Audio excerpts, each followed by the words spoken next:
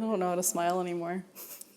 My mom was not the best cook. Oh, really? I mean, she cooked and it was always tasty, but not like anything crazy.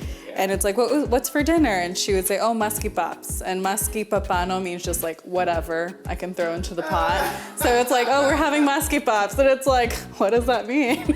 Could mean anything. Hey, I'm Isabel. I'm from Houston, the melting pot of Texas. I'm here. No.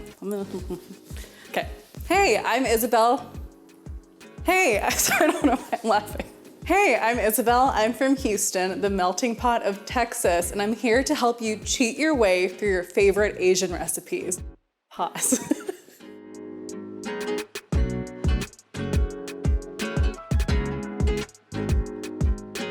Today we're taking a trip to Thailand, and we're making one of the first things baby Isabel learned how to cook in the kitchen for herself. And it's super easy, super fun, and it's great for a budget too. So we're taking some pretty basic ingredients. Many standard grocery stores will carry some kind of Thai curry paste. They're not always the best, but how can you elevate them? How can you make them better? So big sis tip, I'm gonna show you what to do. We take your standard curry paste. This is one of my favorites. It's pretty accessible. I got this at H-E-B in the international section. By the way, H-E-B is the best grocery store of all time. And the fact that they had this in their Asian section blew my mind. It's May Ploy brand. It's their red curry paste. And it's great because you can actually see all the ingredients all pounded together. Because normally a Thai curry is just that, a bunch of different aromatics pounded together until you have a paste that looks like this. So today we are starting with a base of chicken. I've got chicken thighs, super cheap, super accessible. This is skinless, boneless. I'm feeling lazy, so we're using those. And I cut them up into about like 1-inch pieces that just make it easy to kind of shovel everything into your mouth once it's cooked. And I'm introducing you to one of my favorite squashes. You can find this at H-Mart. You can find it, sometimes you can find it at a local grocery store. This is called kabocha. So it's a hearty squash. It's super creamy. I don't know, creamy is a weird word. So kabocha is a squash that's more buttery and rich in texture. I really, really love it for curries. Sometimes at Thai restaurants, you'll see like a pumpkin curry. This is very similar to that. If you can't find this, just grab whatever squash you can find. This is an acorn squash. You can find it everywhere. Maybe butternut if you're feeling it. And potatoes work well too. Don't watch this part. It's really good, but it takes some getting through. So when you cut it open, looks like this. You're gonna scoop those seeds out. And one of the best things about it, because I'm sometimes a little lazy in the kitchen, you can cook it with the skin on. The skin is super, super thin. So a lot of squashes, you do have to take that skin off. This one, you can just eat the whole thing. I'm gonna scoop these seeds out. We don't want them. We're not gonna eat these. So we're gonna chop this into bite-sized, manageable pieces. It does take a little bit longer to cook, so make them smaller so you don't have to wait as long. So I'm gonna cut them in half to make even smaller bite-sized pieces. There we go. Look at that color, isn't it pretty? Okay, so put the squash aside. It's not quite going in the pot just yet. And then we're gonna slice our most controversial ingredient, which is the bell pepper. A lot of Thai American restaurants put bell pepper in their dishes. A lot of Americans will put bell pepper in their Thai dishes. I hear it's a little controversial that bell peppers don't actually go into traditional Thai curries, but it's delicious, it's comforting, and it adds a little bit of sweetness. So we're gonna put it in today. Thin slices, we really just throw it in at the end because I don't want it to get too mushy and disappear. Sometimes that white part can be a little bit bitter. Take out as much of it as you can. I am just gonna slice these. I like to do it this way so it keeps its shape. See, I like to have that iconic bell pepper shape. So there's our bell pepper, it's ready for later. Now I'm gonna show you how you up your store-bought curry. Since we're not making it ourselves, we're not pounding ginger and galangal and, sorry, galangal is a weird word, I'm gonna tell you what it is. Galangal, it looks like ginger, but it has a little bit of a different flavor and it occurs in a lot of different Thai dishes. It's hard to find, but luckily a lot of these curry pastes already have it in there. And when you smell it, Smells a little funky. That's gonna be your fermented shrimp paste. Weirdly, I'm allergic to shrimp, which sucks. It's a new allergy, I'm not okay with it. But fermented shrimp, totally fine. And thank goodness, because I'm not gonna stop eating this. So just be wary. If you are allergic to shrimp, this has a little bit of shrimp in it. So I'm gonna take some oil in our hot pot, just get a little bit down there.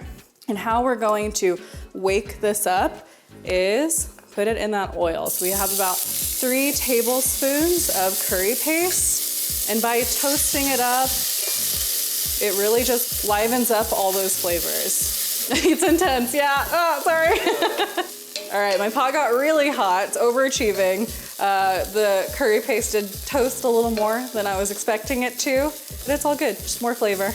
Okay, so once all those are going, I'm gonna add a little bit more oil because we want it to be able to handle the chicken. So we're throwing the chicken in here. There's some chilies in there too, so my eyes are watering a little bit. So this is gonna marinate your chicken and everything too. So I'm tossing that chicken. I don't have any salt or anything like that or pepper because there's already chilies, there's already salt in there. You're good to go. How are you guys? Now I'm gonna stir fry my kabocha squash. There we go. And what I'm doing is I'm just coating everything in that like toasty curry paste. Looks good, it smells a little intense, but you're gonna be adding some chicken broth. You can also add water if you don't have chicken broth, and a whole can of full fat coconut milk. So you want full fat coconut milk because it really helps add some body to the curry. And a big sis tip, before you open any can of coconut milk, shake it up. Shake it up so you can combine those solids and the water that settles kind of at the bottom, and then you have a really pretty coconut milk right here. All right, so that chicken is cooking a little bit. I'm gonna deglaze the bottom of this pan. So what I mean by that is there's a lot of sticky brown bits at the bottom. Put some liquid in there. Kind of work it just a bit because you want all that flavor to be a part of your curry. There we go. Sometimes I see people adding their curry paste when they've already added their liquids. I feel like you just don't take advantage of all those flavors if you don't toast them a little bit. It can be a little intense. There's a lot of smells and a lot of smoke, but it makes a really big difference. So I had to teach myself this a little bit out of necessity because I could eat Thai food every day. It's one of my favorites. I'm Filipino, but Thai food is totally a favorite of mine. There's some really great places in Houston. So to save my wallet, I had to learn how to make my own. All right, let's throw the rest of this in there. Kind of slows everything down. Okay, and I'm gonna throw in the coconut milk too. There you go. And those chunks are fine. Those are just the coconut solids. That just means you have a really good coconut milk. I'm gonna stir it a little bit. See how it's getting creamy already. Okay, just make sure everything is covered. And I'm gonna put the lid on, let it simmer for about 25 minutes, just really until the chicken is cooked and then your squash is cooked. The chicken's gonna cook really fast. Let it hang out, don't put the heat too high. And once the squash is fork tender, then you can add the rest of your ingredients. So it's been simmering for about 25 minutes. What we want to check for now, ooh, that looks good. What we're checking for now is to see if our squash is cooked through. That chicken is definitely cooked through. So I'm gonna get a piece of squash, get a fork or a spoon. Oh, there it is, look at that.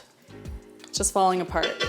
And now we're gonna finish our curry. So we're gonna add our bell pepper from earlier. And again, the reason I didn't add it before is because this probably would have just disappeared into the sauce. I want a little bite, I want that texture, and plus it cooks really fast. We're also gonna add some Thai basil, and we want the whole leaves. Rip them like this instead of cutting them, because then you're getting more of that flavor. Because when you bruise them and break them a little bit, those oils release and you just get so much more. You want about a handful. Look at those colors, they're so pretty. I'm gonna stir it all together. And now what we're gonna do while those new additions are kind of cooking down, I'm gonna taste the broth.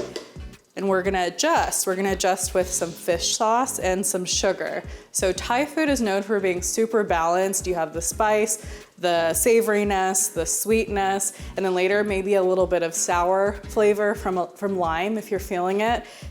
So let's talk fish sauce. This is one of my personal favorites.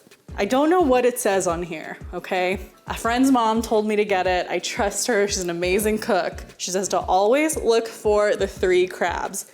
So look for those 3 crabs. I found this at my local grocery store. I found it at H-E-B in the international aisle. So let's taste it and see if it needs, how much it needs. Because remember that paste already has some of that pungent fish paste in it.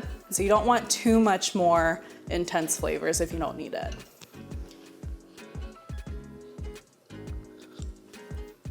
Oh, it's really good. Ooh, there's some nice spice in there too. That curry paste, that's all you need, and then you just build on that. So I'm gonna put a little bit because I want some more salt in there. There we go. And then about a tablespoon of sugar. Okay, mix it all in. I'm gonna cover it for maybe like 2 more minutes, plate some rice, and then we're gonna ladle this on top. And there are a lot of really great Thai curries. There's red curry, there's green curry, there's massaman, there's so many different kinds. Red curry is just always the one I come back to. It's a personal favorite and I feel like I can get creative with it. If I could eat one dish forever and not get tired by it, it's probably a good Thai curry. Because like I said, there's just so many different options. I think that answers cheating because you get to change the curry and adjust it to whatever you're feeling. So it's kind of like you're not eating the same thing every time. Okay, I think it's ready. We let it go for about 5 minutes. Oh, look at that. So it's done when that bell pepper is a little bit softer. You can turn off the heat. That basil has softened too, and just everything has become a part of this like really great stew. Look at that. The coconut, the curry, the chicken, the squash. I've got my jasmine rice here. Traditionally, Thai food, there's a lot of sticky rice, and it's just like stick to your bones goodness. It's so good. Here we go. So we've got those chunks of chicken. We have all that really beautiful kabocha squash, that bell pepper, and then my favorite part. There we go. I'm hungry. One more scoop. There we go. And there you have it, a super easy, super weeknight friendly Thai chicken and squash red curry. Look how gorgeous that is. Like and subscribe for more Asian food hacks and cheats.